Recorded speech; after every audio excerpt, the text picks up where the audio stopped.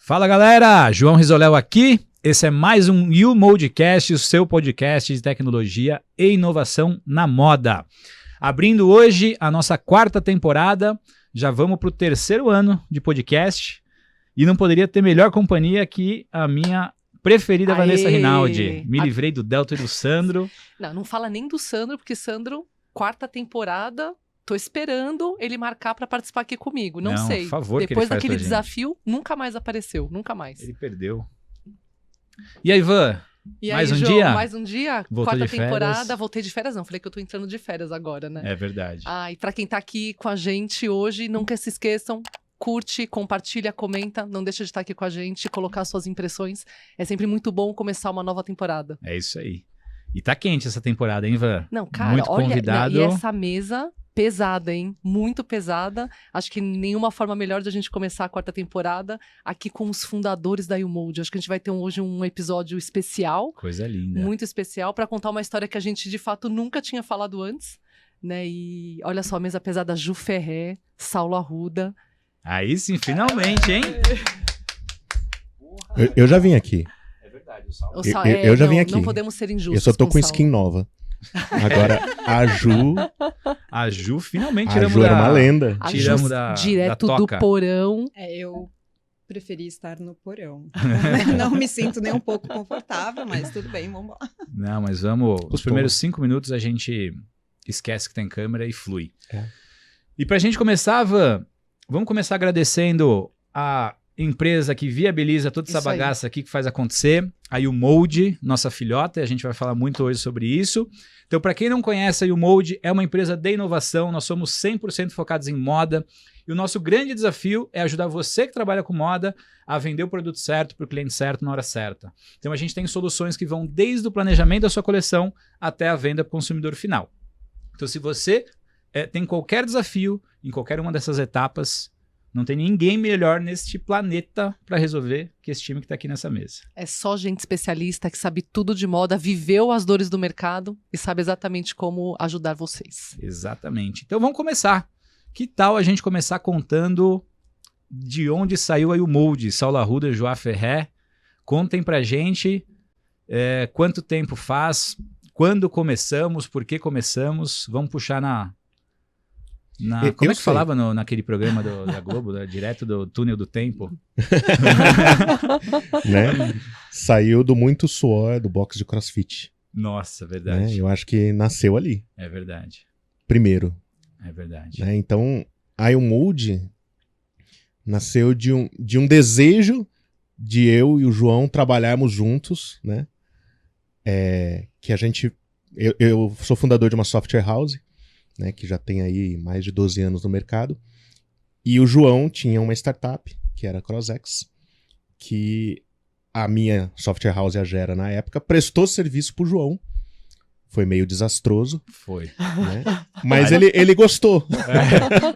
Não deu tão certo quanto a gente gostaria, o que, né, quando a gente desenvolve software, nem sempre ele atende tudo que a gente gostaria. Mas eu acho que a relação começou ali, né? É verdade. E o João, ele tem um superpoder, né? Que é... Ele não larga das pessoas, né? Você conheceu o João, você se ferrou. Entendeu? Porque ele vai estar ali falando oi pra você a vida inteira. Oi sumido, né? E aí a gente foi se conversando, né? Foi trocando bastante ideia depois disso. E aí, num determinado momento, eu saí da Gera, fundei uma outra startup. E aí... Essa startup que eu fundei, eu saí dela depois de 2 anos de operação. E aí eu troquei uma ideia com o João. Falei, e aí, cara, o que você tá fazendo? Dele, tô vendendo minha empresa. Que era a CrossX na época. CrossX na época. Né, ele já tava nos trâmites ali de negociar. E ele precisava de alguém para ajudar na transição, né? Para os 2 sócios poderem sair da operação e alguém ajudar na transição. E aí ele me convidou para passar um período na CrossX ali como CEO. Ajudar nessa transição. E aí, no finalzinho dessa transição, acabou, ele todo endinheirado. Né? Aliás, porque a CrossX não era só uma startup, né? Ela acabou se tornando a maior startup de CrossFit do mundo, né? Você fala, cara, não é? Foi brabo. E era uma startup muito legal, que era uma startup que dava lucro, o que é muito raro. Né? Era bonito de ver. Né? Dá inveja, né? Quando Dá inveja. Eu olho nossos números hoje e falo, podia ser igual a Crozex, né, cara? Então, a Crozex não era enorme, gigante, mas tinha um tamanho muito bom e fazia caixa todo mês. Então, de certa forma, foi mais fácil vender por conta disso também. Né? Com certeza. Mas resolvia um problema mais pontual para o mercado menor, né? Um nicho interessante. E CrossFit é uma religião, né? Não é... Total. Né? É tipo... A galera é bem engajada. Tem até estudos que dizem que o CrossFit atua na mesma faixa do cérebro que a religião. Sim. Então tem uma conexão. Jura mesmo? É. Eu não sabia disso. É verdade. Já, eu não sei se, né, são estudos convenientes para o crossfiteiro, para divulgar mais o crossfit e tudo mais, mas há estudos que falam que, de fato, atua na mesma faixa do cérebro que uma religião. Não sabia disso, não. Pra quem conviveu muito com crossfiteiro, eu não tenho a menor dúvida. Sim. É claro isso. É surreal. E aí, né, vamos lá, acabou a Crozex, o período, né? De transição a empresa ali. que comprou a Crozex assumiu a operação. E aí eu e o João falamos, e aí? O que a gente vai fazer da vida? Né? O que a gente vai fazer da vida com todo o dinheiro que você tem na mão? Aí o João queria empreender, né? Mas pra quem conhece o João ele não sabe brincar, né? Ele vamos empreender? Vamos. Aí ele já chegou com umas 12 ideias. Né? Não, a gente pode fazer isso, Zaz, e ele queria fazer as 12 ao mesmo tempo. Né? Aí a gente, não, vamos priorizar, vamos fazer só 3. Né? E aí as opções eram... Você quer falar sobre as opções? Nossa, eram Não, eu interessantes, quero saber né? pelo menos uma parte delas. Tinha o... Tinha um desenho, fiquei sabendo que tinha. Cara, a gente... Enfim, até o nome Crozex saiu porque eu tinha o hábito de acordar de madrugada com ideia e anotar e tudo. E esse hábito continua, pelo que eu fiquei sabendo. Não, hoje em dia né? eu tô mais você tranquilo. deixou de acordar às 3, você acorda às 4h30. Eu acordo e vou treinar. Já acorda Ele uma vai pro vez. Né? crossfit. Eu vou pro CrossFit. Mas toda a ideia que eu tinha, eu criava uma pastinha no Google Drive e colocava lá o nome do mercado X. Então tinha Fute X, que era de futebol, tinha Cross X, que era pro CrossFit, tinha Fitness X e por aí vai. Então, cara, na hora que a gente foi fazer, tinha para caminhoneiro, para leilão de gado, para que mais, Salão? Imobiliária. Enfim. Menos tinha... o Fashion X. Não, tinha o Fashion Tinha o X. Fashion. Existia o Fashion X? Tinha. Existe até hoje essa pasta, inclusive. Ajuda. Já revisitei algumas vezes. A gente vai imprimir ela e colocar num quadro. É um papel, né? É um papel escrito à mão. À mão, caneta, pasta de saquinho plástico. Maravilhoso. Começou ali. E aí todo mundo tem conta para pagar, né? Então a gente começou a prestar algumas consultorias com o objetivo que essas consultorias pudessem viabilizar alguns negócios, né? E no fim do dia a gente percebeu que, pô, o João, a mãe do João, a mulher do João, né? É tipo... Minha irmã. A irmã do João, né? Só eu que não trabalhava com moda. E aí a gente podia fazer um negócio de moda, né? Chamamos a Juliana, qual que é a sua maior dor? Né? Aí é com você. E Ju, nessa época, onde você tava? O que você tava fazendo? Conta pra gente. Neste momento, no final de Crozex, eu tava... Eu acho que a gente tinha recente do Tava João. amamentando muito. Né? Tava com o João, né? Tinha nascido o João, nosso primeiro filho. E eu tava fazendo desenvolvimento de produto de decoração. Então, de produto Prestando têxtil, serviço. prestando serviço para a fábrica. E fazendo isso. Tinha recém saído da Dafit, né? Assim que o João nasceu, saí da Dafit e tava prestando serviço para a fábrica, tendo uma vida um pouco menos insana. E aí veio essa ideia de Fashion X, de alguma coisa para o mercado de moda.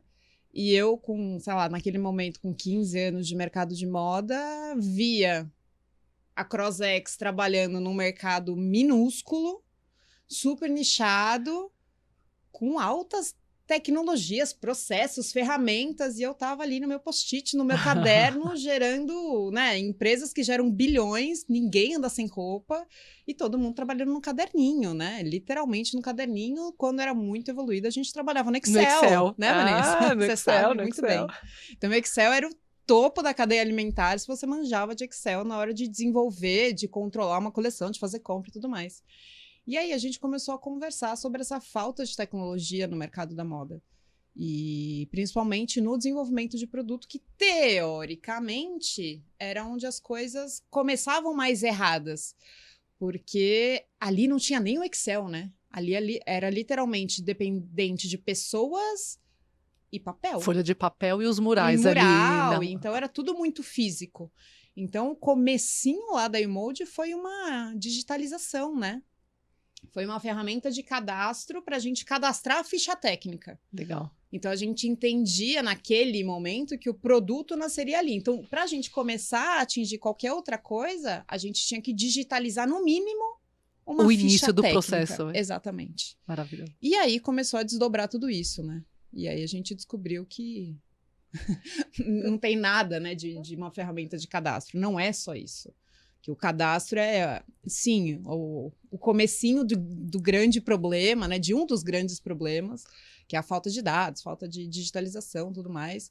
Mas a Umold foi crescendo a partir dessa ideia de ferramenta de cadastro. Se a gente for pensar nas grandes empresas e os varejistas de moda, quando a gente fala de ferramentas, eles sempre acabam se organizando com os grandes RPs para resolver as partes transacionais, fiscais e contábeis e, de fato, as áreas de desenvolvimento de produto e compras, ou só colocam o pedido em algum lugar, em algum RP, que não tem a cara de quem trabalha com moda, é aquele sistema duro, mais chato.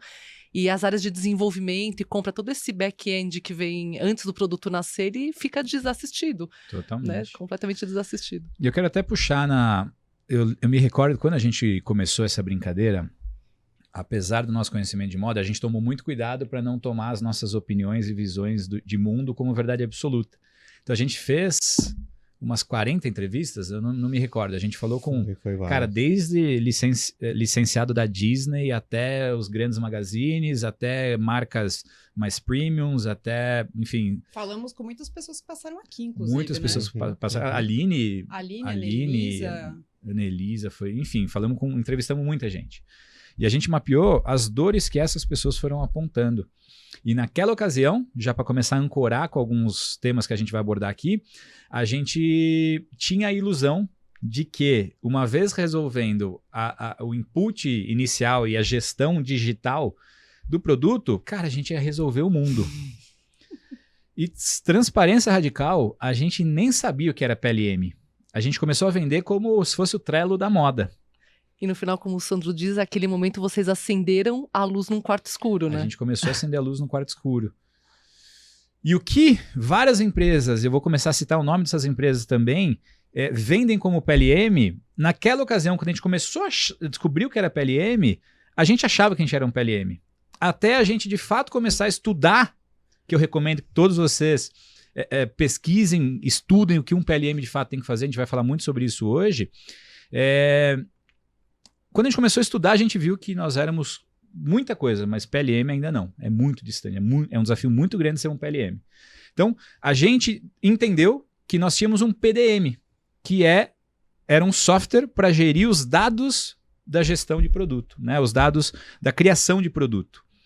E aí, já começando a puxar na nossa memória, vocês se lembram, a gente começou um pouquinho antes da pandemia. É isso que eu ia perguntar. Que ano era tudo isso, né? A gente estava falando então de... O primeiro boleto a gente emitiu em julho de 19, né? A gente lançou numa feira. Lançou numa feira da Ana Flores, inclusive. Mas eu considero efetivamente que a gente começou a se comportar como uma empresa a partir de janeiro de 20. Janeiro de 2020. Então foi ali... Pandemia. Né? Bem na pandemia. Bem na pandemia. Como diz o Fadel ali no podcast, quem ouviu o podcast dele, quando vocês começaram, estourou a pandemia, né? Foi... Exatamente. A gente tava... Aí, agora vai... Pum. Não vai. Estourou a pandemia, que loucura. Cabeça. Então foi nos bastidores ali, nas vésperas da pandemia. Foi. E assim, naquela ocasião a gente atendia pequenas empresas, era o small business mesmo, quase que empreendedores.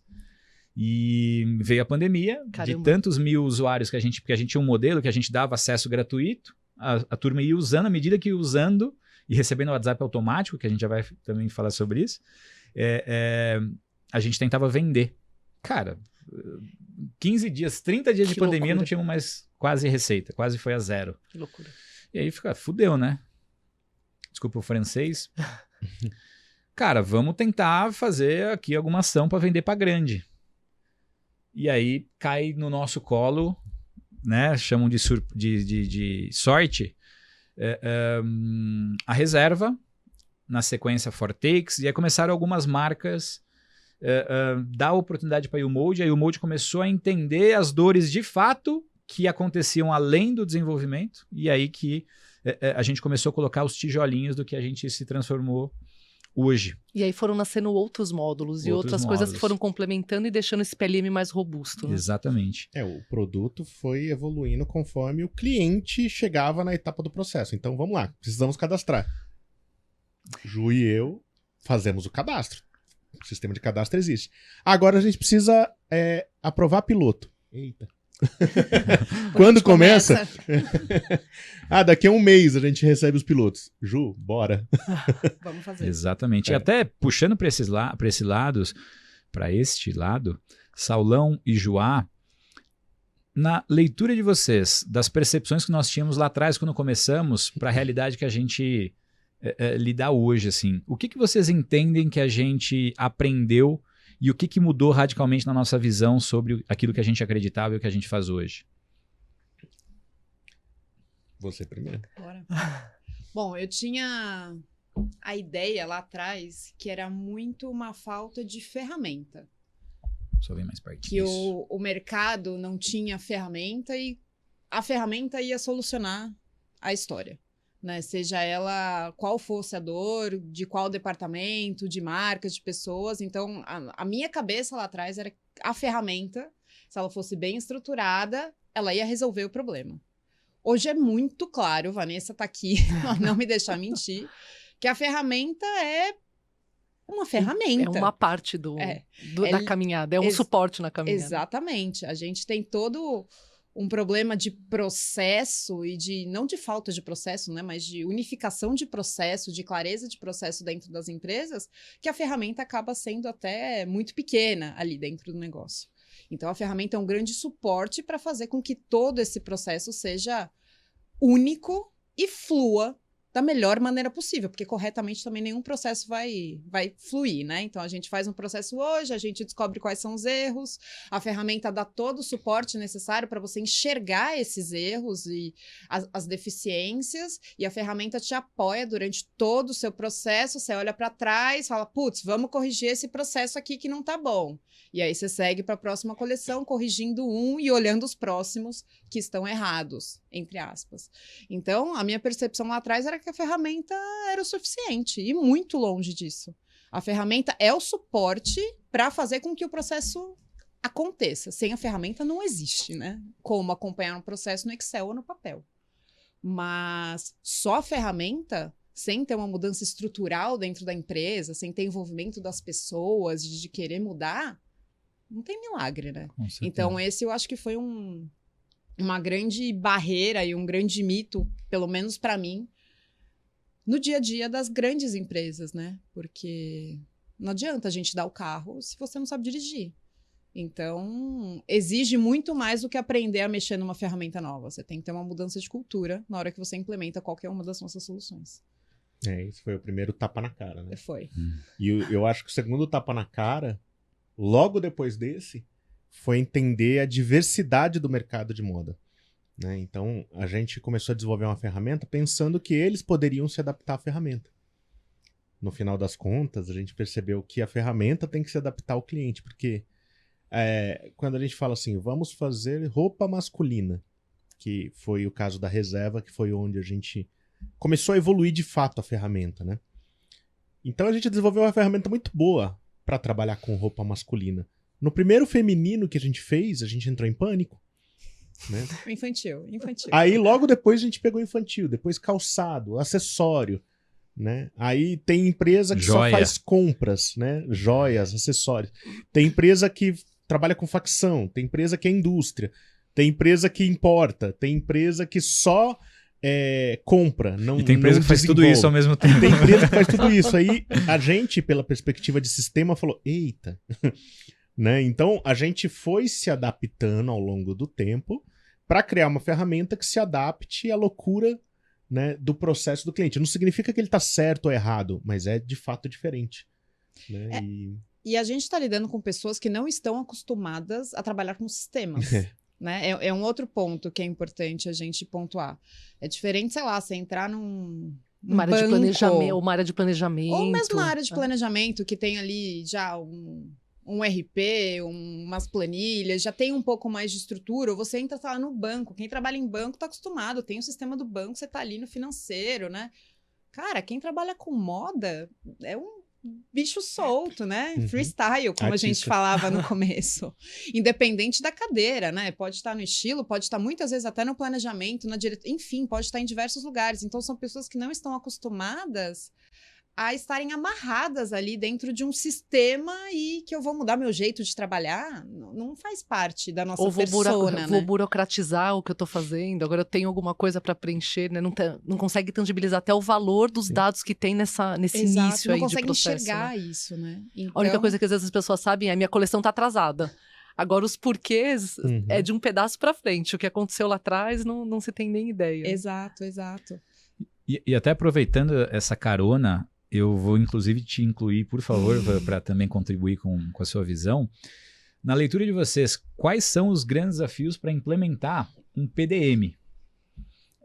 E aí eu vou só fazer uma ressalva de novo, por que a gente frisa o PDM, que é essa primeira etapa?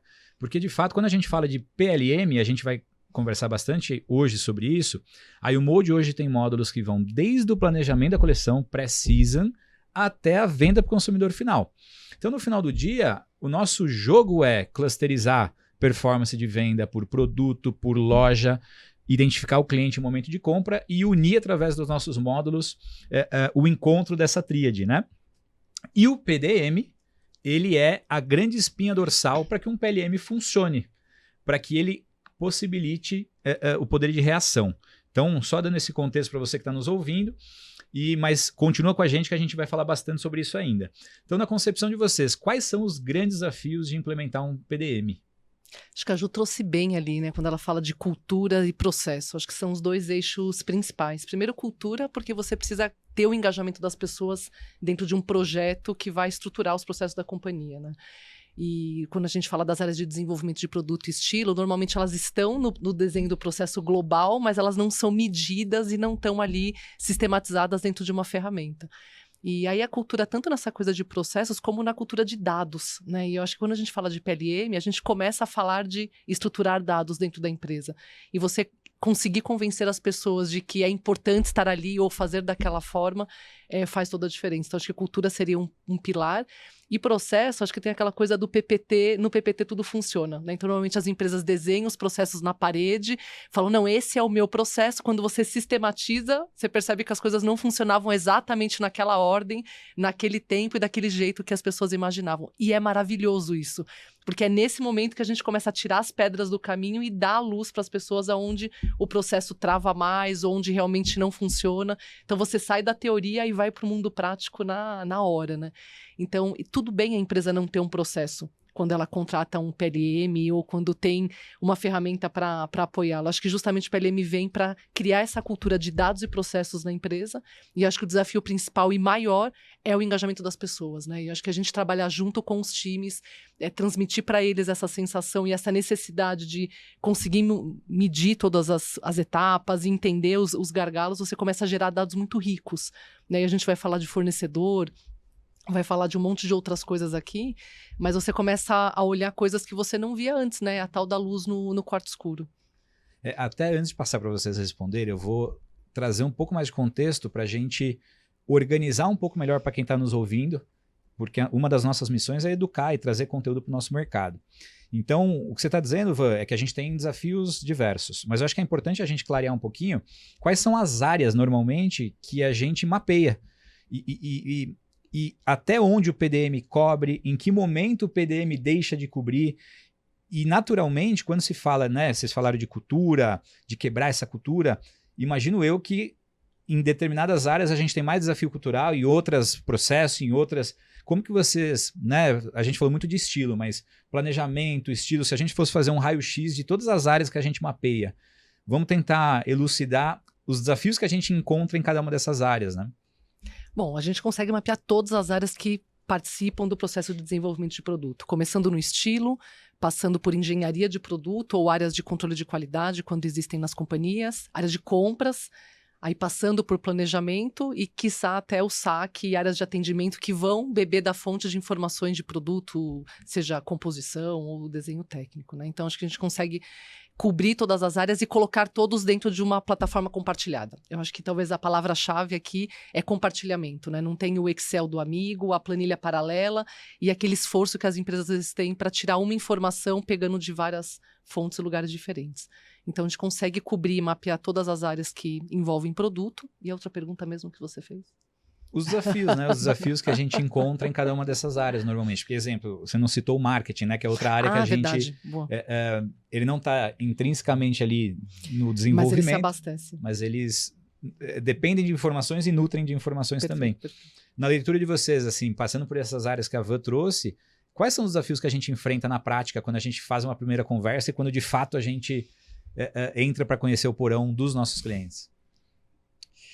Eu acho que tem um desafio enorme, assim, de você criar regras, né? Eu acho que o mercado de moda, ele tem essa característica mais artística, e aí no momento que você começa a ter que definir regra, é um inferno, né? Porque o mercado já está acostumado com uma coisa chamada ERP, né? O ERP existe, não é uma opção. E o ERP foi a primeira leva de regras que eles tiveram que assumir. Por quê? Porque o ERP ele não deixa você sair muito daquele desenho, né?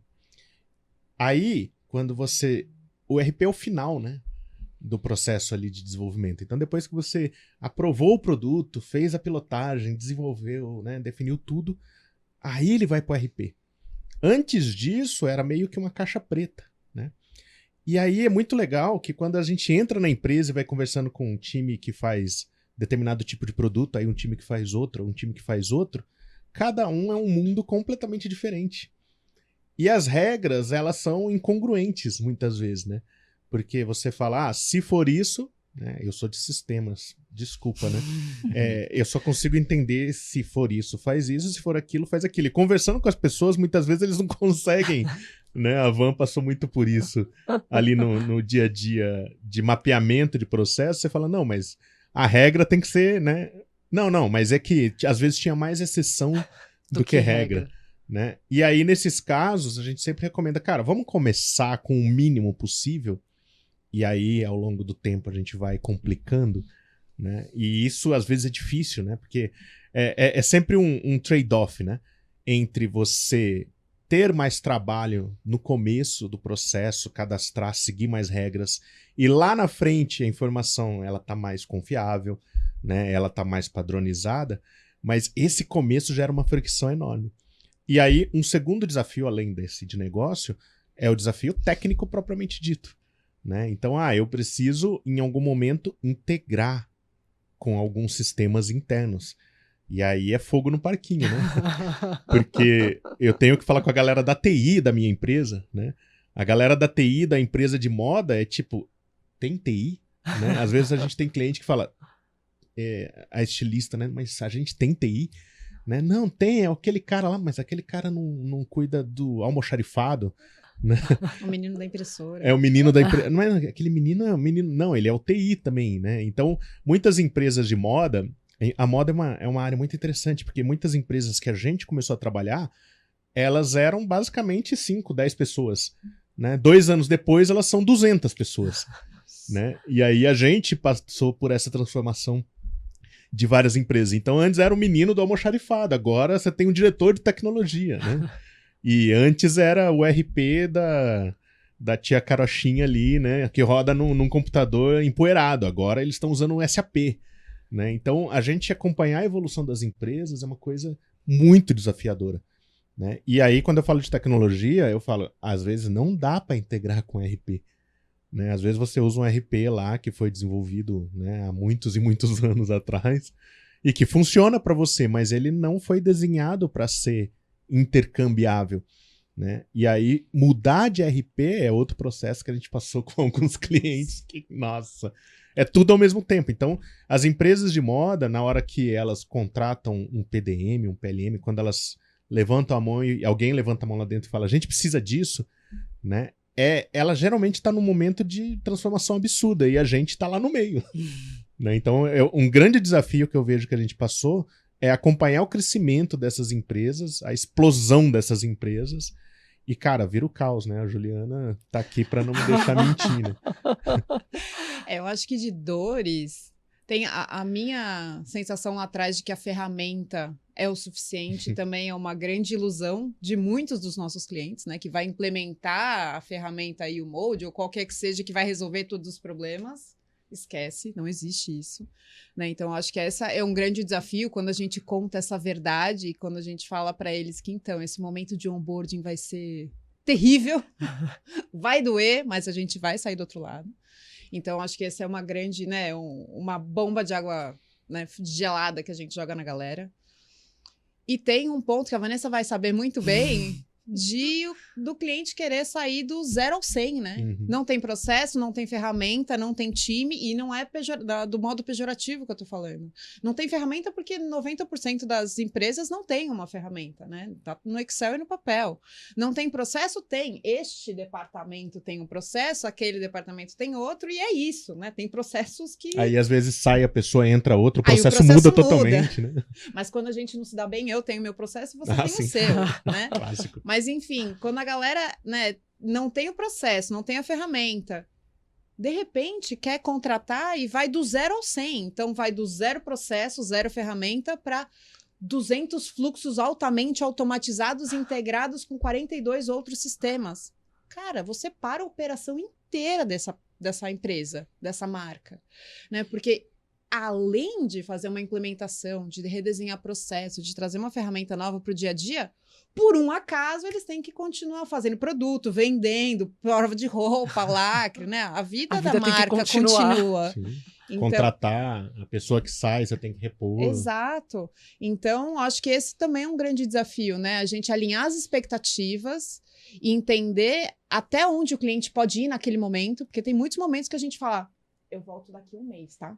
Faz a sua apresentação de coleção, né? Faz sua prova de roupa, né? Fica seu tranquilo. Showroom.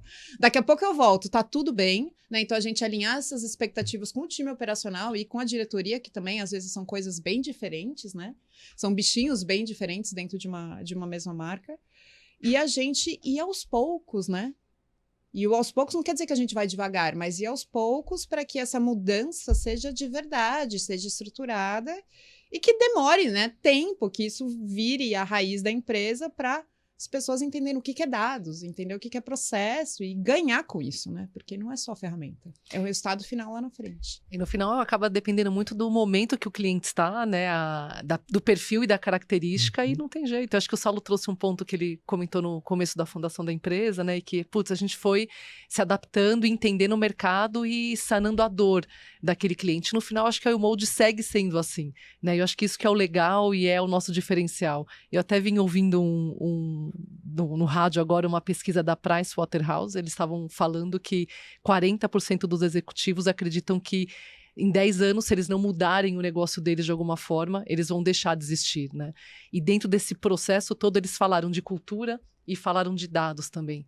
E eles comentam um pouco sobre essa história da urgência. Então, muitos contratam várias ferramentas e não sabem nem para que elas servem. E acabam colocando ao mesmo tempo e acabam criando o caos, até que a Ju comentou aqui dentro da companhia. Mas, cara, no final das contas, não adianta também a gente querer mudar o estilo, né? A mesma coisa de personalidade de pessoas. Tem uma pessoa que é mais tranquila, uma é mais calma, uma é mais tímida, a outra é mais extrovertida. As empresas são assim também. E a gente acaba conseguindo jogar na temperatura do cliente e acaba tendo uma influência até de falar, putz, até aqui dá para ir ou não. E muitas vezes a gente entra no jogo também e faz acontecer e sai do outro lado. Eu acho que é isso. Até um dos valores da Umold, do nosso pilar, é a obsessão pelo sucesso do nosso cliente. E o sucesso do nosso cliente não é necessariamente fazer exatamente o que ele quer. Uma vez que uma empresa nos procura, os especialistas no tema somos nós. Então a gente tem muito zelo por entender os desafios, a gente tem zero apego aos nossos produtos no sentido de tratá-los como se fossem quadros na parede. Então, a gente tem um alto índice de adaptação e de imposição, no bom sentido, da nossa visão. E até aproveitando esse gancho, para quem está nos ouvindo, vamos tentar organizar um pouquinho na linha do tempo tudo que a gente falou até agora. Então, quando se fala do PDM, que é um ingrediente dentro do PLM, primeira coisa que a gente faz é mapear processo, é conhecer as pessoas, é entender como estão funcionando as áreas. E um ponto que a gente citou aqui, a gente atende muito grupo que tem muitas marcas. E à medida que a gente vai interagindo com as marcas ali dentro, cada um tem um processo. E o desejo cada vez mais no Brasil, graças a Deus esse dia chegou, as marcas, os grupos querem ter um processo, um ativo próprio e replicar para os seus times, para que à medida em que esses times saiam das suas empresas, eles não percam esses ativos e tenham que reconstruir tudo de novo. Então nessa linha, então a gente começou lá, fez o desenho, fez o processo, mapeou, estabeleceu um cronograma, a gente começa aí sim implementar a ferramenta. Então esse é um dos primeiros grandes diferenciais da YouMold. Então, aí o Saulão comentou da questão de piloto. Então foi lá, nasceu o briefing, explodiu a coleção dentro do PDM e agora eu vou fazer a piloto. A gente tem um mercado bastante industrial, mas hoje a grande maioria das empresas terceirizam desenvolvimento, piloto, produção. Como que funciona a entrada desse fornecedor? Vou começar perguntando para a Ju. Como é que funciona, Joá, esse mapeamento e interação com o fornecedor para ele entrar nesse ecossistema? E quais benefícios que a marca leva à medida em que esse fornecedor passa a atuar ali dentro? Por favor. Bom, primeiro a gente organiza a casa dentro da marca, né? Então, a gente, antes de trazer um terceirizado, a gente deixa o sistema, o ambiente e o time seguro de estou bem aqui trabalhando com essa nova ferramenta.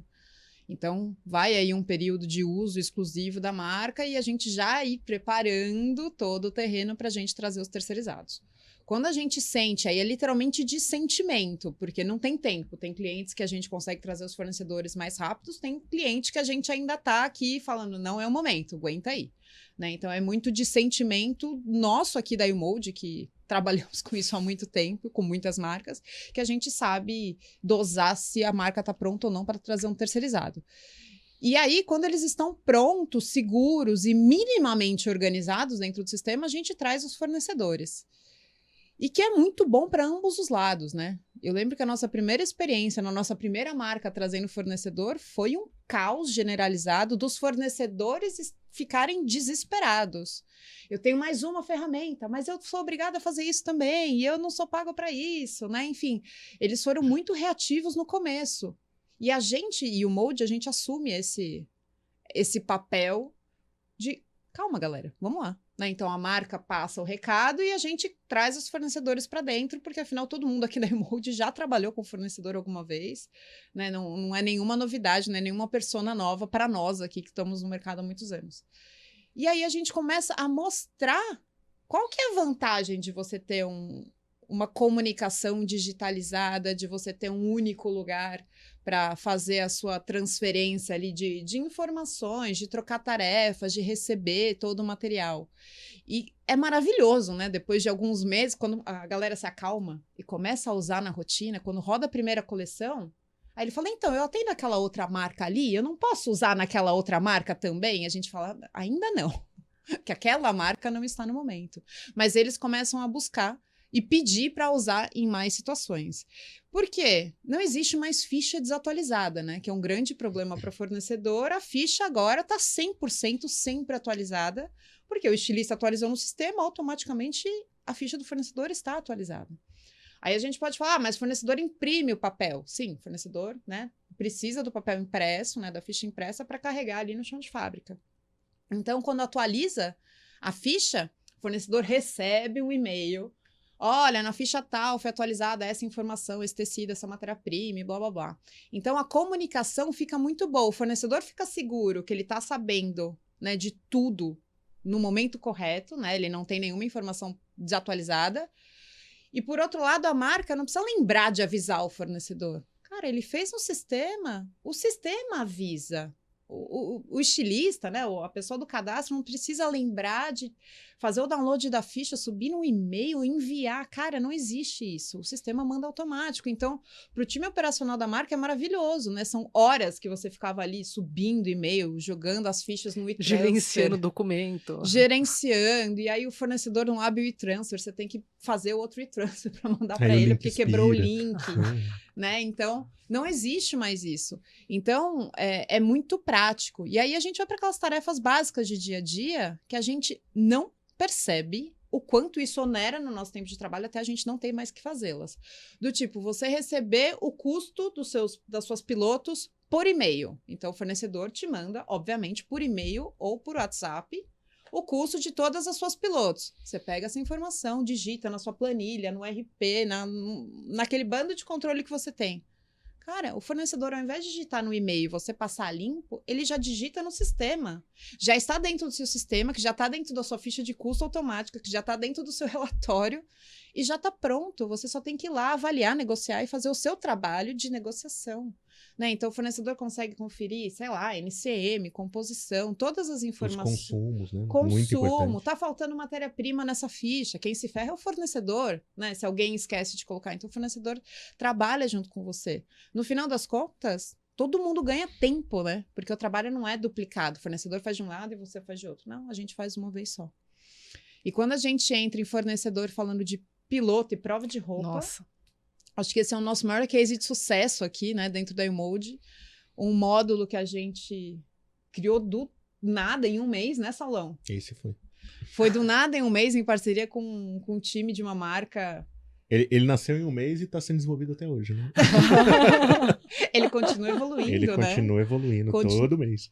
Continua evoluindo, então foi um sob medida que a gente fez para uma marca, enfim, o nosso cliente. E que, cara, é a mudança do mundo, né? A todo o controle de prova de roupas e aprovações e conferências de tabela de medida é tudo feito dentro do sistema. Não é feito no caderno, depois você passa para o Excel, e aí do Excel você fecha essa ficha, que manda para o e-mail, que chega lá no fornecedor. Né? Então, o fornecedor recebe esse documento 3 dias depois da prova. Cara, se você já faz ali dentro do sistema direto, a hora que você aperta finalizar, o fornecedor no mesmo momento, pluf, apita para ele lá. E já sabe, né? Se foi aprovado. Tá né? tudo lá Se não documentado. foi aprovado com ressalva, você já tem ali o que foi, né? Que você precisa mexer. Ou se foi reprovado, você já pede uma nova piloto ali mesmo.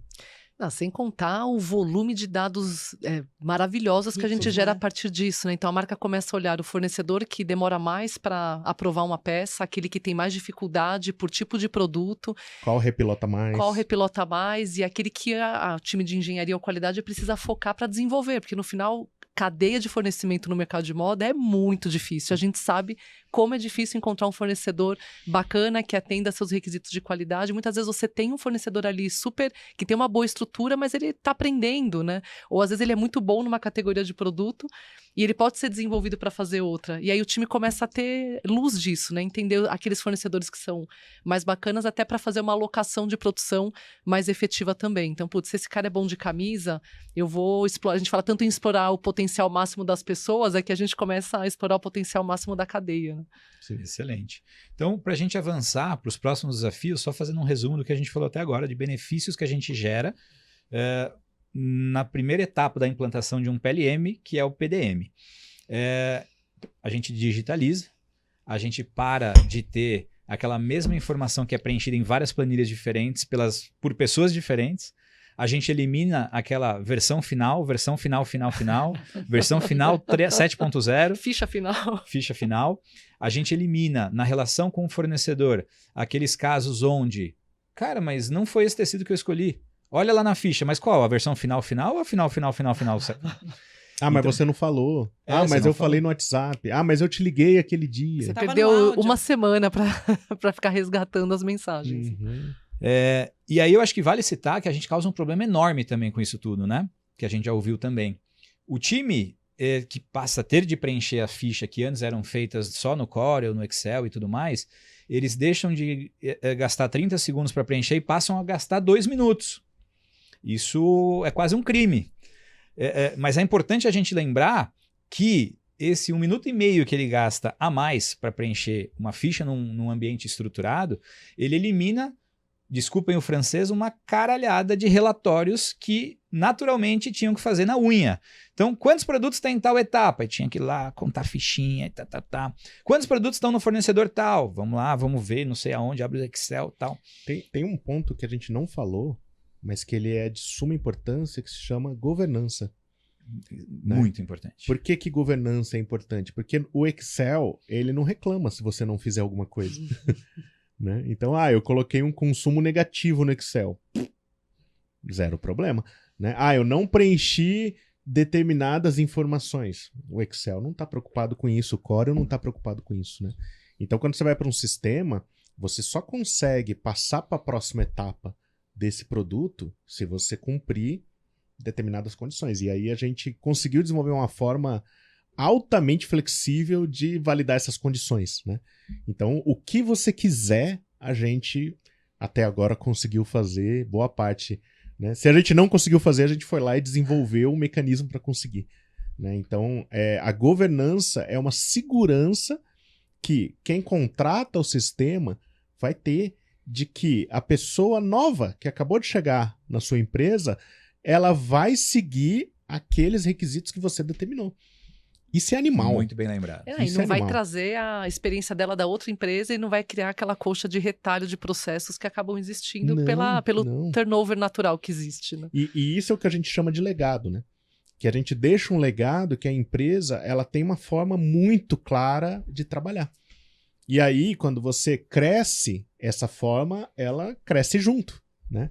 Ela não vai... Não é o caos instalado porque você cresceu, não. Você está crescendo de forma muito mais estruturada. Então a gente pode até... Agora eu vou ser audacioso aqui. A gente pode até se gabar de que esse legado ajudou vários dos nossos clientes a conseguirem crescer. Eles não conseguiriam crescer sem isso.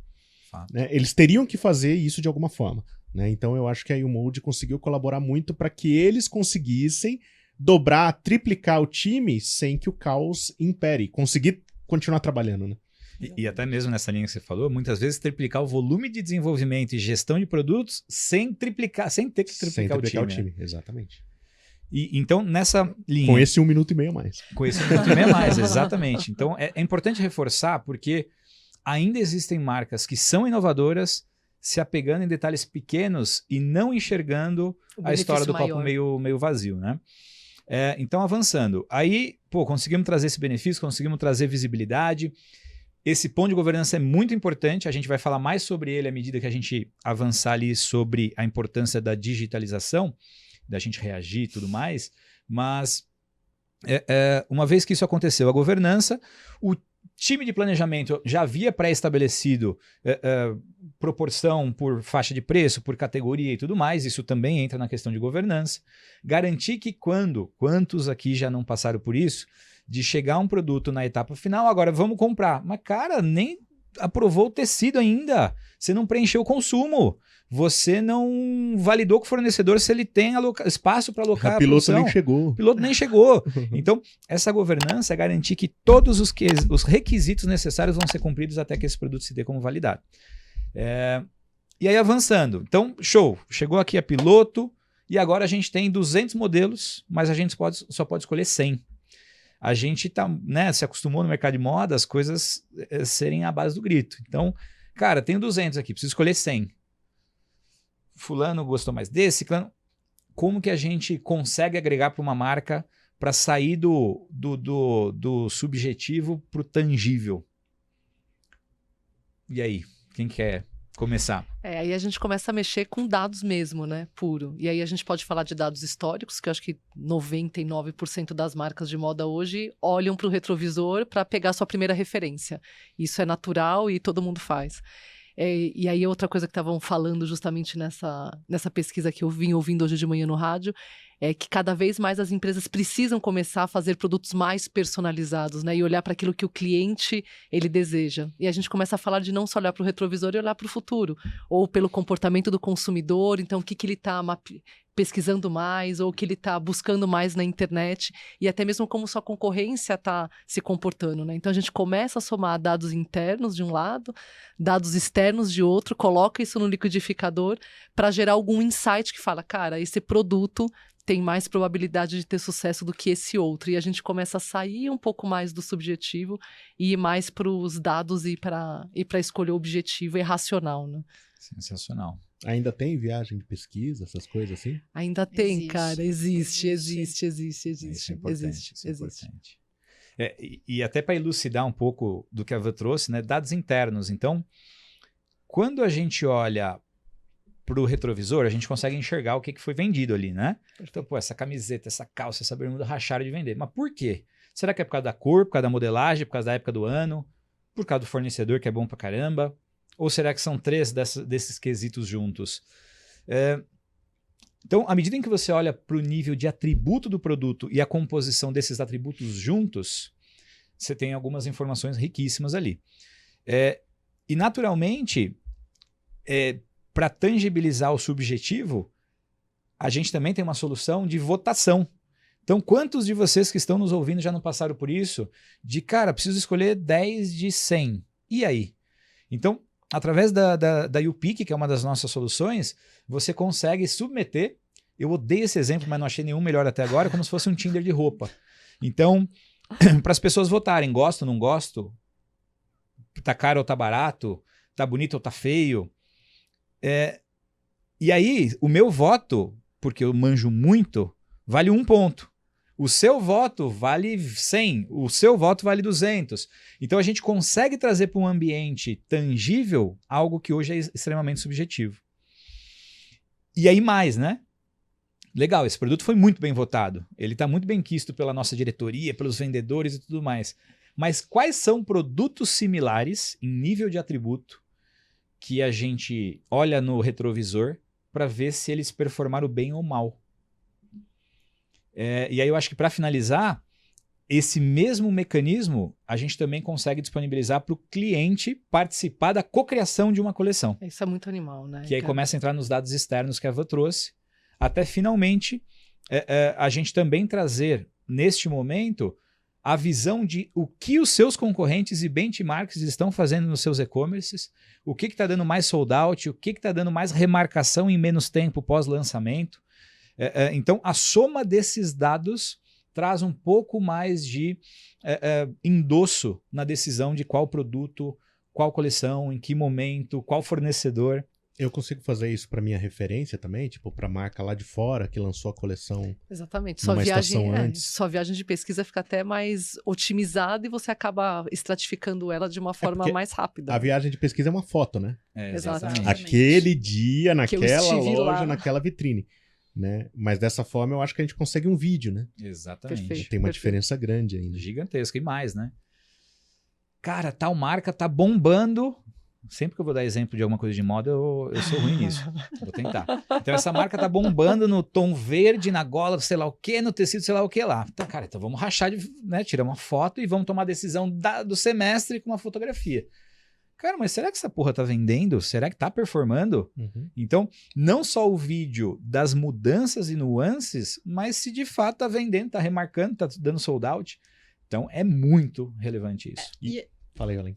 Eu acho que tem uma mudança de cultura, de leitura de histórico e de potencial de produto que a gente sempre pensou no produto que vende bem, né? O produto que vende mal. E às vezes não é só o produto, é o atributo daquele produto, né? Então, às vezes você condenar um vestido X ou você condenar uma calça, não é aquela calça, às vezes é o atributo. Então, você tendo, né, tudo isso digitalizado, com uma IA rodando na foto, né? Você tendo esse cadastro bem feito, você consegue entender que, cara, não é o vestido, o problema é o babado, é a gola, é a alça. E aí você desmistifica e consegue atuar exatamente aonde funciona e também aonde não funciona, né? Então, acho que é uma mudança de mindset muito grande para quem desenvolve, para quem compra produto, de que a culpa não é do produto inteiro, né? Não é, ai, camiseta vende bem.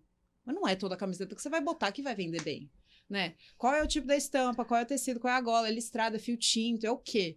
Né? Então, você começa a entender mais profundamente o seu produto, porque é assim que a gente toma a nossa decisão de compra como consumidor.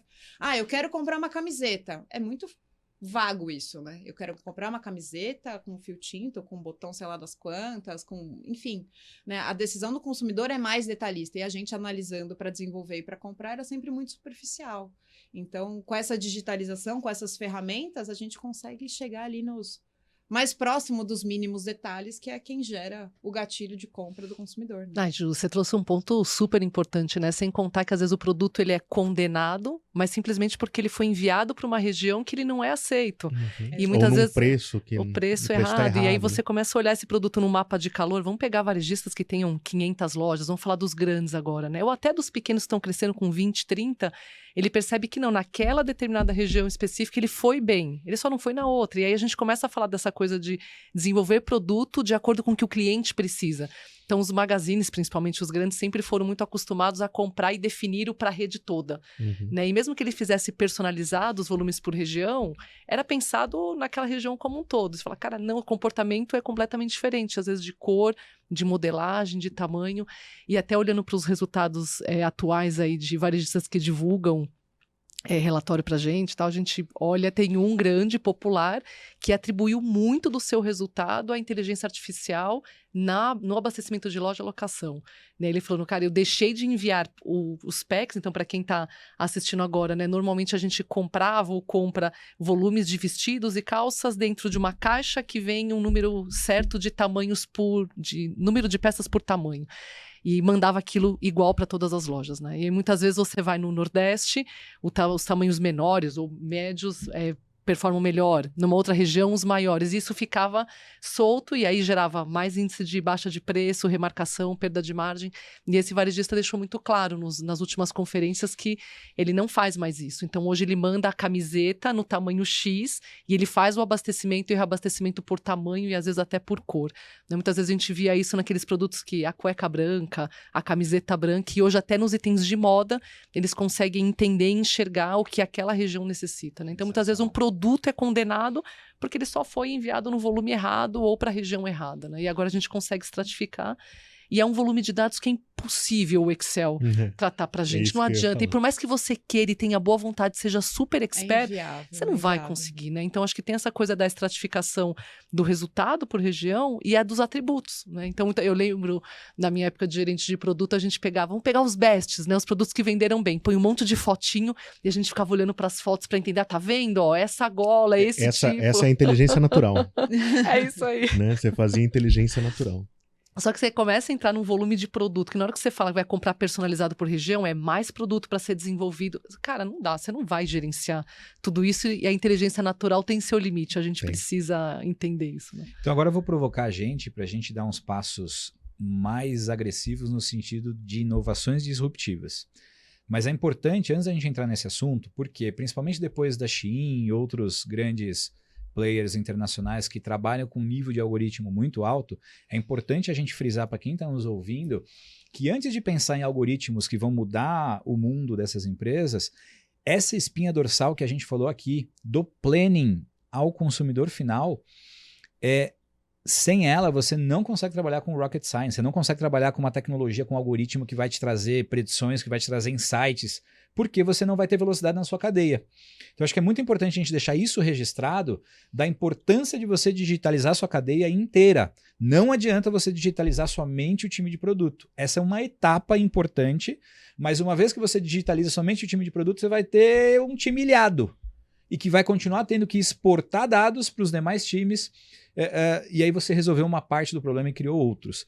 Então, ter a sua cadeia digitalizada, desde o planejamento até a venda para o consumidor final, é vital para que você tenha condições de, no momento que for usar algoritmos, detectar tendências, detectar insights, você tenha velocidade na cadeia, governança e tudo que a gente falou aqui. Então, partindo agora por questões mais disruptivas, assim. Então, vamos pensar, somos agora uma marca de moda, a gente já tem a solução de PLM de ponta a ponta e agora eu quero começar a ter capacidade de reagir diante de oportunidades que o mercado me apresenta. Quer começar, Joá? Eu acho que você falou aqui, né, da gente digitalizar a cadeia, né? Eu acho que esse é um dos grandes desafios para a gente poder ter essa velocidade de reação em cima do que o mercado está apresentando, né? Uma das nossas soluções, né, é a gente trazer todos esses dados para trás. Então, sei lá, planejamento lá na frente descobriu que o atributo X, o produto Y está vendendo ou não. Cara, eu sou do desenvolvimento, Vanessa de compras. O que eu tenho de desenvolvimento aqui que tem a ver com aquilo lá que está bombando agora? Galera, puxa para frente, né? Manda para a loja agora, acelera esse desenvolvimento, chama o fornecedor, lacra essa peça e Vanessa, compra e manda para a loja, né? Da mesma maneira, o inverso completamente verdadeiro, né? Isso aqui não está vendendo, não está performando. O que a gente tem de vestido de alça amarelo? Cara, vamos olhar tudo que a gente tem na carteira, tudo tem pedido colocado, que não foi cortado, né? Porque quando foi cortado o negócio já fica mais complexo. Mas que está antes do corte, como é que a gente consegue mudar esse plano, né? Vamos conversar e, enfim, pensar numa alternativa para a gente não jogar lá na loja mais produto que não vai vender, né? Então, isso é basicamente dados, né? E velocidade da informação. O time lá na frente descobriu, né, esses atributos, esse conjunto aqui não está vendendo. Vamos olhar para trás, né? Para trás eu digo para os departamentos, né? Para as equipes que estão para trás no processo, para ver o que a gente tem que pode dar errado assim também. E a gente parar por aqui, né? Porque o que a gente vai colocar isso de novo lá na loja? E aí a gente precisa de um time altamente digitalizado, agilizado, porque tem que receber essa informação e tem que conseguir tomar decisão rápida na hora para poder bloquear, porque uma vez o tecido cortado, né, Inês é morta. Então, eu acho que esse é onde a gente quer chegar, né? A gente conseguir ter essa velocidade de trazer os dados para trás e o time reagir, né? Automaticamente conseguir tomar decisão com base em dado e falar, opa, esse desenvolvimento eu parei, essa produção também mandei frear, isso daqui eu puxei, porque tá vendendo muito, mas estava só para a entrada da semana 32, eu puxei agora para a entrada da semana 10. E aí a gente começar a respeitar quem paga nossas contas, né? Que na verdade é o grande consumidor, né? O consumidor paga a nossa conta, então eu vou ofertar para ele o que ele quer comprar naquele momento. E que com certeza amanhã vai ser outra coisa. Então isso tem que virar um grande ciclo de analisar o que tá vendendo agora e a gente puxar para o que o cara quer comprar. Salônia, você quer contribuir? Eu acho que tem uns pontos interessantes aí, né? A gente deixar de ser semestral, né? E passar a pensar semanalmente, né? Porque a gente estava falando aqui, desenvolvi, pilotei, aprovei, produzi e seja o que Deus quiser. Agora reza para vender. Agora reza para vender, né? Dá para fazer melhor do que isso? Então, é esse o nosso desafio, né? Dá para eu monitorar o que meus concorrentes estão fazendo e reagir isso mais rápido, né? Dá para a gente olhar diariamente, né, aquilo que está acontecendo para ver se está dentro do que eu esperava, né? Ou está muito fora do que eu esperava. Ou uma coisa muito louca, que eu acho que é um grande desafio nosso, é saber o que poderia ter vendido mais. Isso é um bug mental, né, de quem trabalha ali no planejamento, compras e trade, né? Porque é muito bom quando o produto vende bem, mas daria para vender mais? Né? Então, e isso é uma coisa que a gente está começando a colocar inteligência artificial nessas perguntas, né? E com um volume de dados grande o bastante, e às vezes até um volume de dados pequeno, né? Naturalmente, a inteligência artificial vai funcionar melhor num volume maior. Mas num volume de dados pequeno, a gente já consegue trabalhar de várias formas com que você consiga propor. Então, o grande lance é o seguinte, antes você analisava os dados, né, naquele sofrimento do Excel, exporta o relatório do RP, coloca no Excel. A gente tem clientes que acordavam 6 horas da manhã para ligar o computador para o Excel processar, para 10 horas da manhã ele ter os dados para fazer a reunião. E isso não é brincadeira. Eu acho que se você já passou por isso, né, dê um like. Então, cara, será que não dá para fazer melhor do que isso? Porque os dados que você fez isso, na melhor das hipóteses, são os dados de ontem. Mas até você conseguir fazer todo o processo, já passou uma semana. Né? Aí aqueles dados da semana passada já foram obsoletos. Já. Eles podem estar bons o bastante para a capacidade de decisão e de processamento que você tem. Mas, cara, não dá para fazer melhor do que isso. Então, o nosso desafio é muito esse. É alinhar com a tecnologia das empresas para fazer... Eu falo assim, a galera de TI já começa a pirar junto comigo, né? Estoque diário. Né? Tipo, carteira de pedidos com entrega, com fase de produção de cada cor, de cada tamanho, de cada produto para cada fornecedor. Cara, é um volume de dados para uma empresa que nem é muito grande. Já é um volume de dados absurdo, né? Então a gente consegue processar esse volume de dados porque esse é a nossa expertise. A gente não é expertise em Excel, a gente é expertise em Big Data, né?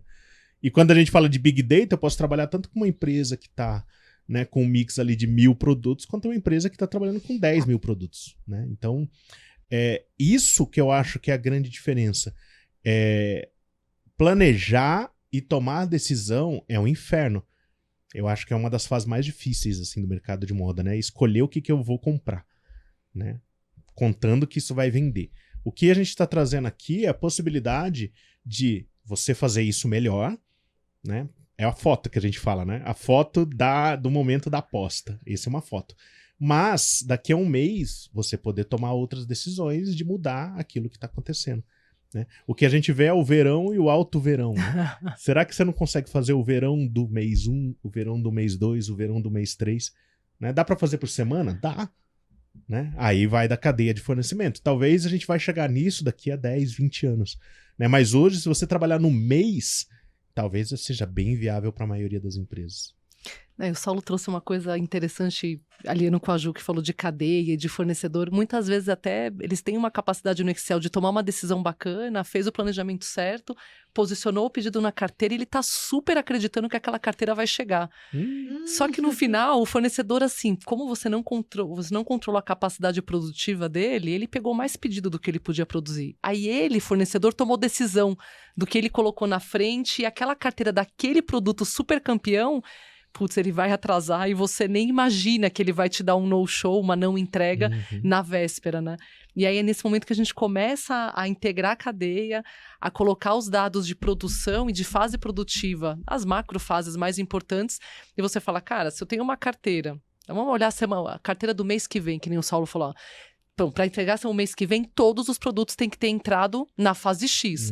O que não entrou, não adianta, nem que o fornecedor seja rápido o suficiente, ele não vai conseguir entregar. Aí você antecipa a tomada de decisão.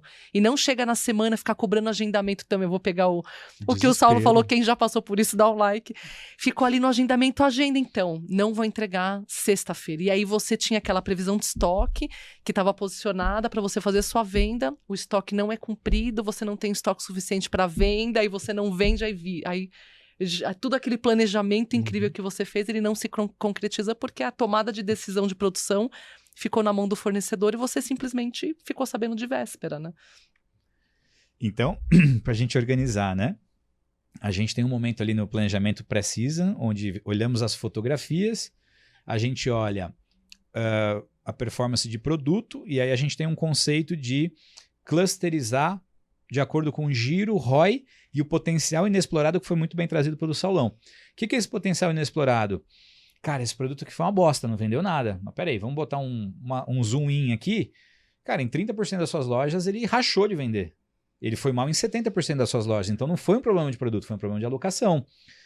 Pô, esse produto aqui poderia ter vendido mais. O giro dele foi 10 vezes mais rápido do que o giro de outros que são best-sellers, que são outliers positivos.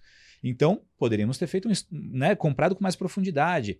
Então, uma vez que a gente consegue tirar esse extrato, olhar loja a loja, produto a produto, a gente chega no nível de analisar cliente a cliente para também detectar quais clientes compraram quais produtos em quais lojas.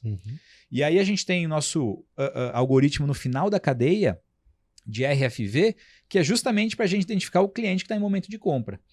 Então, depois que a gente fez isso, naturalmente essas fotos, que são vídeos muito bem comentados, o mercado vai mudando, né? Porque a gente planejou que a gente ia vender X, Y, Z, porque os dados mostraram, a gente deixou um espacinho para as apostas, e de repente o que a gente apostou que está rachando de vender. Como que a gente faz para reagir nesse sentido? E aí começa a entrar o in-season. Então, assim, Van, com toda a bagagem que você tem de planejamento, como que você enxerga o que vai mudar na forma de fazer planejamento, nessa relação de pré-season e in-season, dados? Como que você enxerga essa revolução no planejamento? Acho que no pré-season a gente falou um pouco aqui de coleções colaborativas, né? E como é que a gente deixa de olhar só para o retrovisor e começa a monitorar concorrente em tempo real, começa a entender o que de repente a loja ou os nossos clientes internos entendem que é bacana. Então, você deixa de fazer uma coleção do escritório para dentro e faz do escritório para fora, né? Então, envolvendo o cliente, envolvendo o colaborador de chão de loja, aquele que sabe o que o cliente está pedindo. O representante, vezes, né? a lojista do atacado, né? Então, seu atacadista, porque ela está lá no interior e ela sabe que na loja dela, aquela cliente ou aquele grupo de clientes gosta daquele produto. Então, o seu pré-season começa a ficar mais rico porque ele não tem só a foto do passado, ele começa a ter um arsenal de dados que vai deixar a sua tomada de decisão mais rica. Dentro do in-season, você começa a ter velocidade para estratificar os atributos e não só ficar tentando, como o Saulo falou, usando a inteligência natural, de olhar o que é best e slow, você acredita que é isso, né? Você estratifica seus atributos e começa a marcar na sua carteira. Então, são 2 pontos aqui na carteira e no desenvolvimento, o que eu não posso receber porque só vai me gerar o giro mais baixo, o estoque desnecessário que vai virar baixa de preço. E aqui no desenvolvimento, como é que eu mudo a rota? E não começo a desenvolver mais do mesmo para não ter ali um estoque de carteira que não vai ser líquido, né? Então, o que a gente precisa ter no final no varejo é liquidez de estoque. Então, eu preciso colocar para vender e essa venda financiar a minha compra para eu comprar mais e vender mais e não ficar com estoque parado, buscar dinheiro lá no banco para poder financiar minha compra porque eu comprei errado e tem um monte de estoque que o cliente não quer, né? Então, acho que mudando aí, o que muda no planejamento, eu acho que isso vem mudando no mercado já há algum tempo, mas fica mais evidente agora, é você deixar de fazer pacotes prontos de produto e empurrar aquilo para a loja, você personalizar esse envio, e para você personalizar o envio para a loja, impossível você gerenciar sozinho esse monte de dados, você tem ferramentas que vão direcionar o produto para a região e acionar o cliente nessa coisa de olha só o que eu estou mandando para você, porque na hora que você acionou o cliente diretamente, você está olhando para sua carteira e você sabe o que vai entrar aqui para trás também, né? Então você acaba tendo uma cadeia totalmente integrada, você não toma decisões isoladas e nem decisões de semestre ou de ano, né? Você começa a tomar aquela decisão semana a semana ou mês a mês. Ou seja, se a gente ouve muito aquele termo bonitinho de customer centric, né? Todo mundo adora falar isso, que esse cliente no centro. E a grande realidade é que o nosso mercado, se tem alguém que nunca esteve no centro, foi o cliente. A gente, né, as empresas não têm tempo de reagir, a cadeia produtiva é um inferno, todo mundo analógico. Então, isso tudo que a gente está discutindo aqui é a possibilidade real de você, de fato, trabalhar com o cliente no centro, né? É isso aí. De você ter velocidade de reação e tudo mais. Excelente. E aí, para a gente finalizar um pouco do contexto e a gente começar a fazer os nossos fechamentos aí, a gente tem a etapa final, entregou a carteira certa, chegou no prazo, ranqueou os melhores fornecedores, a coleção já está nas suas lojas, para quem que eu oferto, né? É um último... E até a gente mesmo se perguntava, cara, que porra que tem a ver o WhatsApp com PLM? A gente tem um dos nossos algoritmos que detecta os clientes que estão em momento de compra, loja a loja.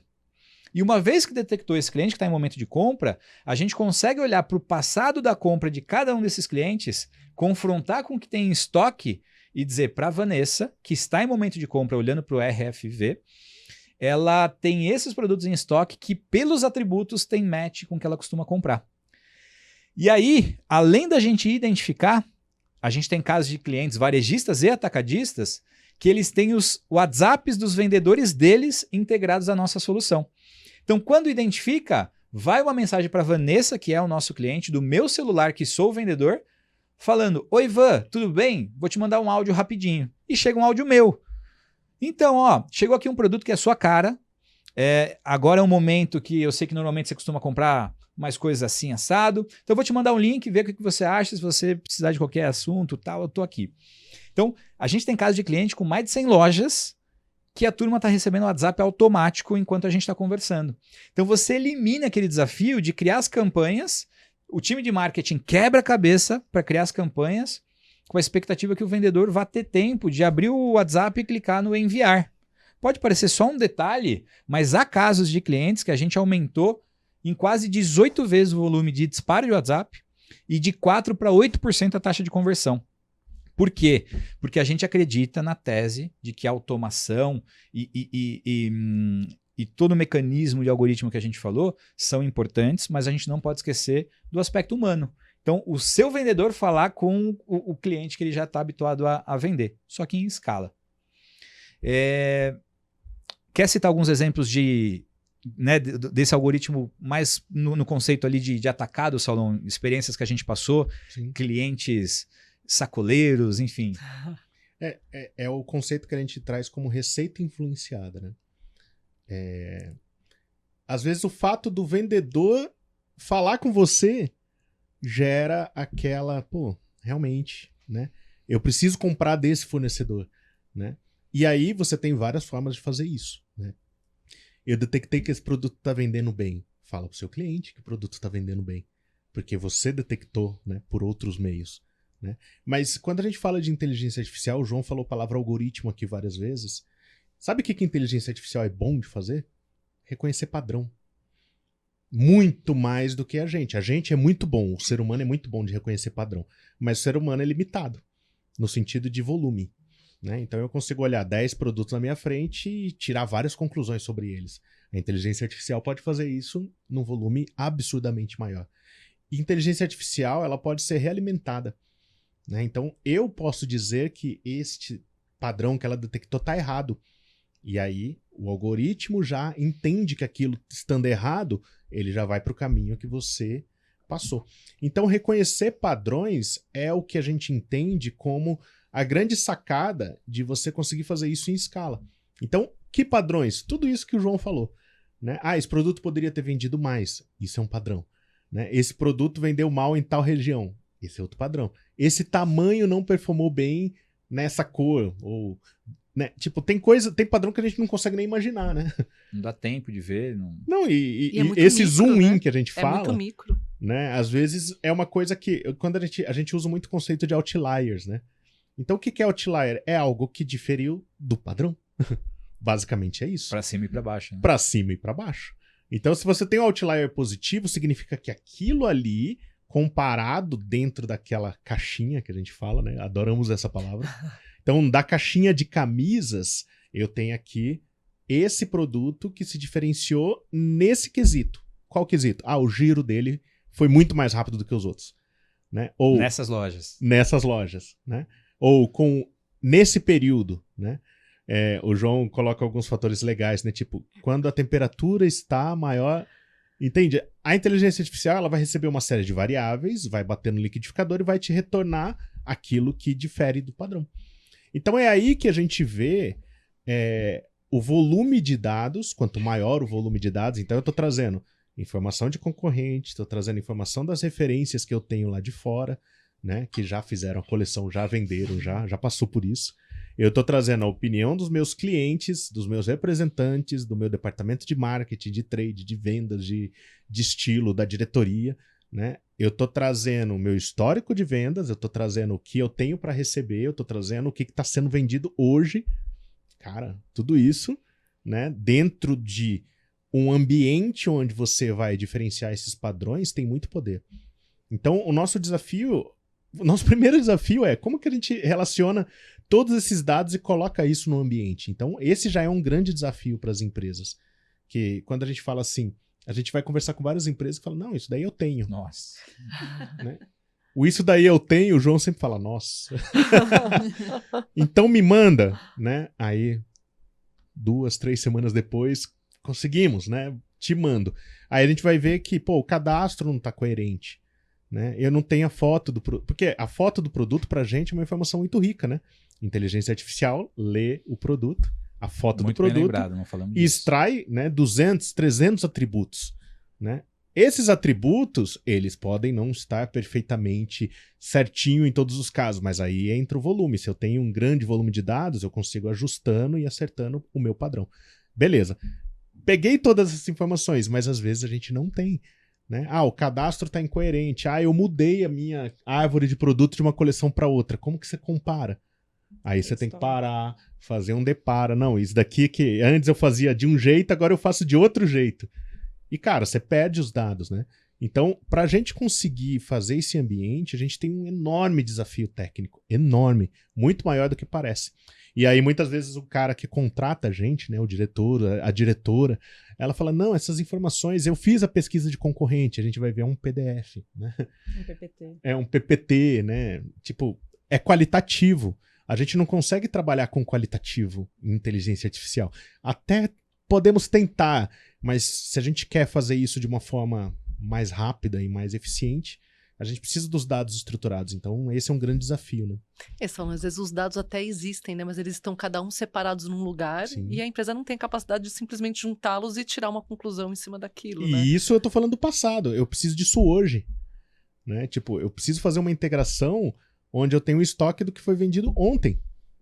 E é um volume de dados bastante grande. Sim. E amanhã você vai precisar do que foi vendido hoje. Exatamente. E assim por diante. Não, eu não consigo fazer por dia, eu consigo fazer por semana. Já é melhor do que não fazer. Exato. Né? Então, pô, legal, vamos fazer por semana. E a gente vai trabalhando para. Será que ano que vem a gente consegue fazer por dia? Né? De todas as lojas, do atacado, do varejo. Né? Será que a gente consegue pegar a informação da multimarca que é seu cliente? Olha a loucura que a gente já está começando a conversar aqui. Né? E até para, né, quem está nos ouvindo, tem 2 fatores que é bem importante a gente frisar, que a gente já ouviu isso em reuniões comerciais. Então quer dizer que a moda está caminhando para ser puramente dados? É muito importante a gente deixar claro que não é isso que a gente está propondo aqui. A grande corrida de qualquer empresa varejista, mas em especial na moda, é conseguir ter fast mover, é conseguir ter produto campeão, bate caixa e que você gira, que você consegue ter previsibilidade. A empresa só consegue crescer à medida em que ela consegue ter mais campeões. Então, para que ela consiga ter cada vez mais campeões, ela vai precisar continuar apostando. Isso é um espaço sem fim, é uma rotina que não vai parar nunca. O ponto que a gente provoca aqui é a gente ter embasamento para tomar decisões e dar mais ferramentas para que no final do dia o ser humano decida. E que o ser humano gaste e invista cada vez mais o seu tempo para usar a cabeça e menos para apertar botão, fazer relatório, fazer PowerPoint. Cruzar dados, né? Cruzar dados. Então você que está nos ouvindo, é muito importante você ter clareza que o que a gente propõe com dados é fazer com que você use mais o seu tempo para usar o seu talento, para usar de fato, para quando você for apostar, você ter consciência que você está apostando. Né? E deixar o espaço na coleção para que você sempre continue apostando. A gente acredita, a gente vive isso. Como a gente já frisou aqui algumas vezes, as pessoas por trás da YouMold respiram moda. Você que está nos ouvindo, as pessoas que aqui estão, e fora outras que não estão aqui, mas que, né, são nossos sócios, atuam com a gente, até outro dia estavam na sua cadeira. A gente sabe exatamente o desafio que você passa. E é para isso que a gente está aqui. Outro ponto que eu acho que é bem importante a gente frisar é em relação... A gente começou simplesinho, falando de digitalização, até chegar em um assunto que algumas pessoas, quando começam a ouvir, falam, nossa, cara, eu estou muito longe disso, não quero nem ouvir. A gente já passou por isso também. Então, é muito importante a gente também frisar que nada disso que a gente falou vai ser implementado do dia para a noite, não é de uma semana para outra.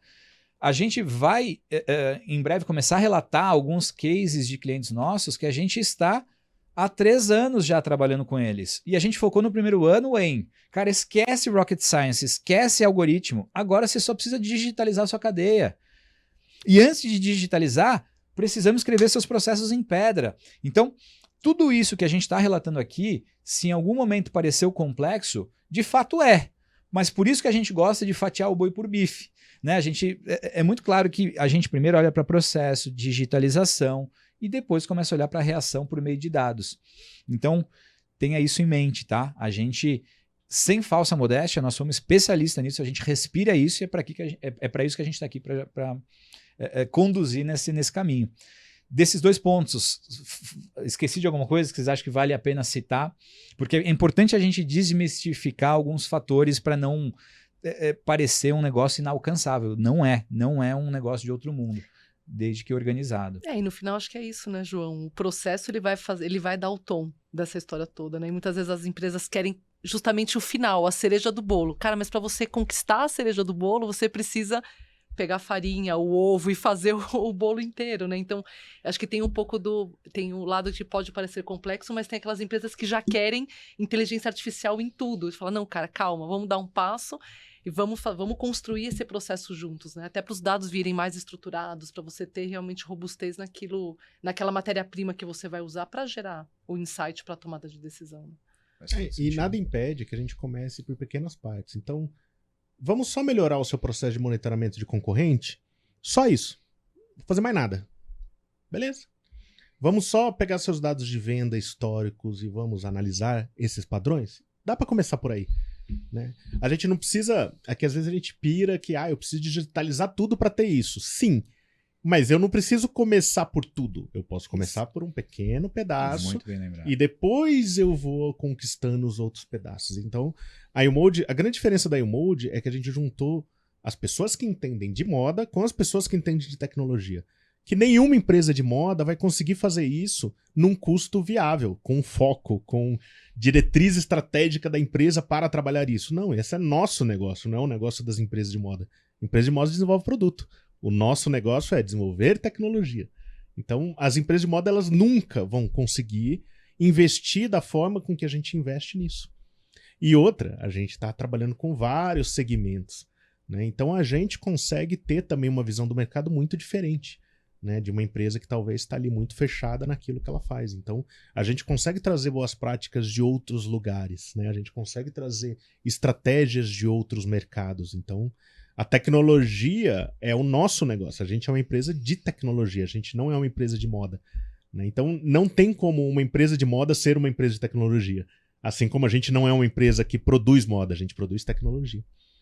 Eu acho que aproveitando esse gancho do Saulo e para trazer essa calma, né, não precisa ser tão complexo e tudo mais, é que vai muito na velocidade do cliente e da dor daquele momento, né? Então a gente tem muitos casos que a gente começou em um departamentinho, a gente até tinha plano de começar em mais, né? Mas a gente foi, ou em uma marca menor. Em uma marca, ou em um departamento, outro departamento bloqueou, não quero trabalhar com... Tudo bem.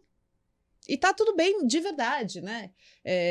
Só que o que acontece depois, isso vai contaminando, né? E é uma contaminação num lado muito positivo, porque você vê os ganhos do seu coleguinha ali do lado, aí você tem levantadas de mão assim diárias. Opa, então, lembra de mim? Vamos conversar que eu quero... Como é que a gente faz para trabalhar junto? Né? Então, isso é muito recorrente e faz total sentido, né? Não tem certo, não tem errado, não tem que começar com todos os departamentos, com todos os modos. Na verdade, Depende. Quanto mais é até mais complexo, né? Muitas vezes faz mais sentido você começar pequenininho, ajustando ali um departamento 1, depois você vai para o 2 e começa pequeno e aí você consegue criar uma estrutura sólida dentro da sua empresa, né? Porque daí você constrói de verdade, vai experimentando e você vai contaminando todos os demais departamentos e vendo o resultado, porque essa é a parte importante.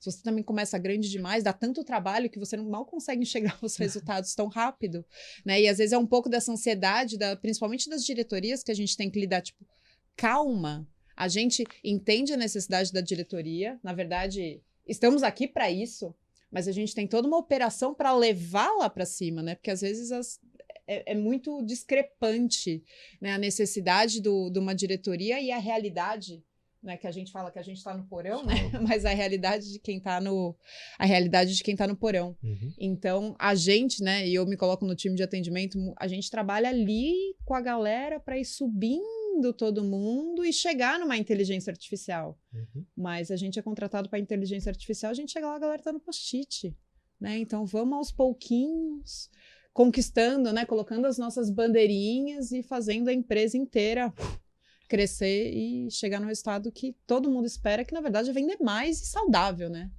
Todo mundo na empresa quer vender mais de maneira saudável, independente do departamento. Van? Cara, eu acho que falaram um monte, eu já falei demais também. Mas acho que tem isso, né? É processo e cultura. Né? Então, trazer e engajar os times para que eles estejam conscientes de onde a gente quer chegar.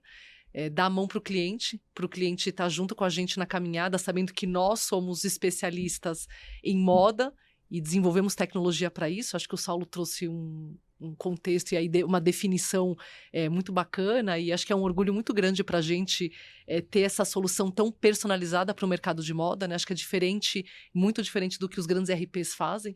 Muitas vezes os RPs empurram, e eu participei na minha jornada de implementação de RPs em varejista, a gente sabe como é difícil e dolorosa, porque muitas vezes fala, cara, isso aqui não tem nada a ver com o meu dia a dia.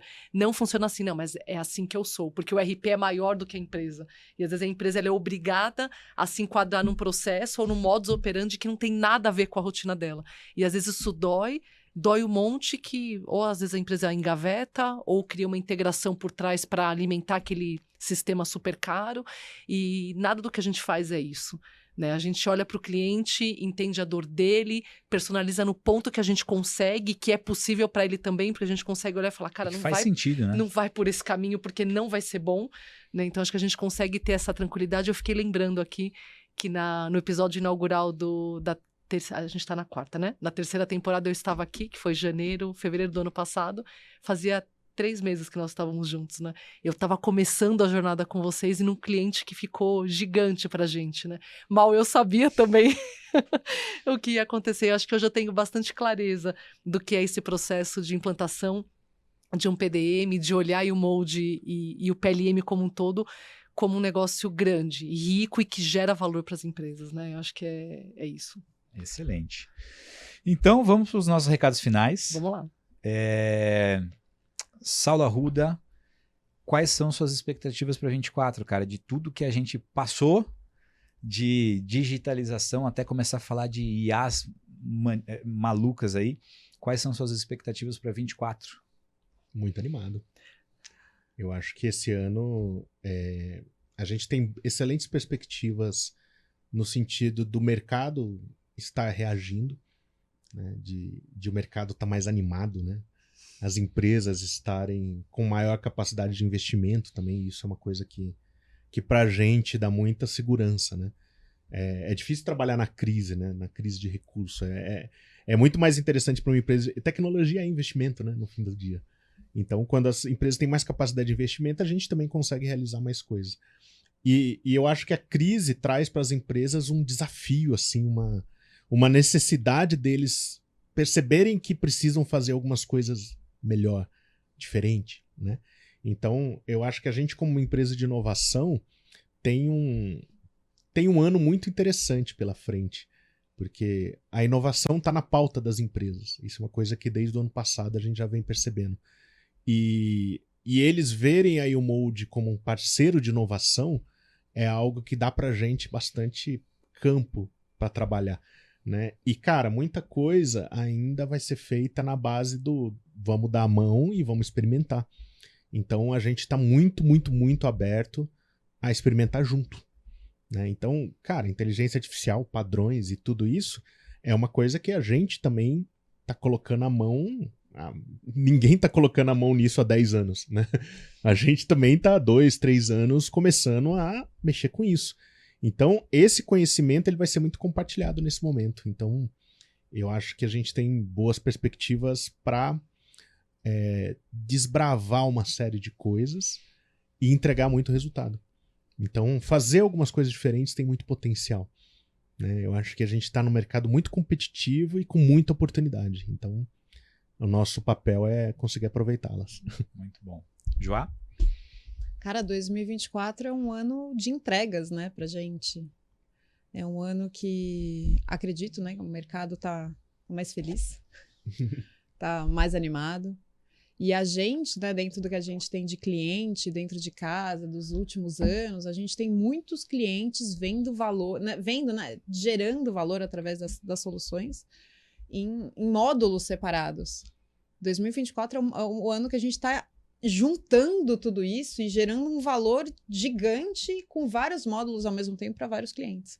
Então, é um ano de entrega de valor descomunal, né? Como a gente nunca entregou para outros clientes, porque agora todo esse trabalho, né, de vários anos em vários clientes é agora, né? Agora juntou tudo, agora está digitalizado, agora está entendido, agora já está mapeando o concorrente. Então, cara, agora vai explodir e a gente vai entregar o valor. Então, é um ano que a gente tem uma expectativa gigantesca, né? A gente, mesmo os clientes novos que estão entrando, tem um nível de maturidade que a gente nunca viu, que pra gente é muito bom, né? Porque a gente não começa lá de baixo, eles já vêm muito mais maduros e sabendo aonde querem chegar e tudo mais.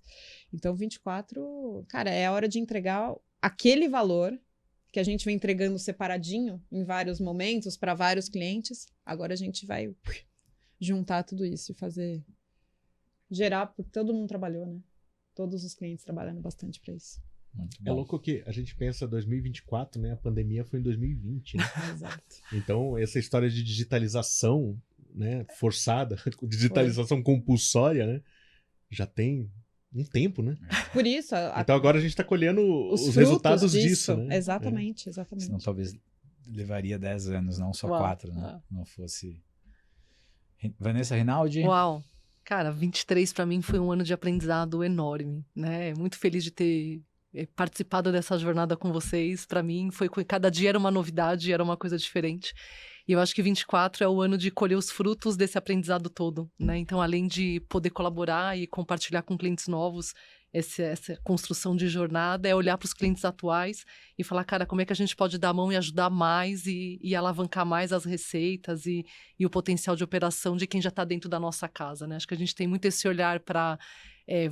acho que as empresas, de alguma forma geral, querem sempre mais clientes e tal, mas acho que a Umold tem esse zelo por quem está conosco na jornada, né? E eu acho que ter a oportunidade de participar e contribuir com o crescimento dos nossos parceiros vai ser muito especial. Eu estou animadíssima para já começar a pôr a mão na massa. Sensacional.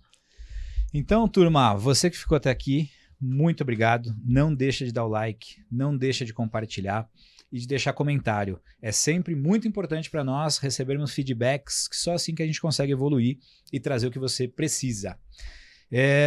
Então, para a gente finalizar, pessoal, se você é uma empresa que atua no mercado de moda, se você é uma marca, se você é uma confecção, se você tem desafios de processos, não importa se no planejamento, desenvolvimento, criação, picking, venda, CRM, RFV, a Umold é a empresa que vai resolver os seus problemas. Então, desde a construção de processos até a implantação e digitalização, automação de processos, até chegar de fato nas IAs e trazer essa reatividade que o seu negócio precisa. E é isso, né, turma? Então, é isso aí. Se você é uma empresa de moda, se enquadra nesse perfil. Acesse nosso site, umold.com.br, nossas redes sociais. Site novo, lindão. Site lindão. Novo, verdade. Muito bom, se muito não bem viu lembrado. Recentemente está lindão. Vale a pena. Nossas redes sociais, Instagram, enfim, é umold.app, app, LinkedIn e Umold. Acho que é só Umold LinkedIn. É Umold. Umold, né? E é isso, turma. Obrigado. Valeu. Valeu. Até a próxima.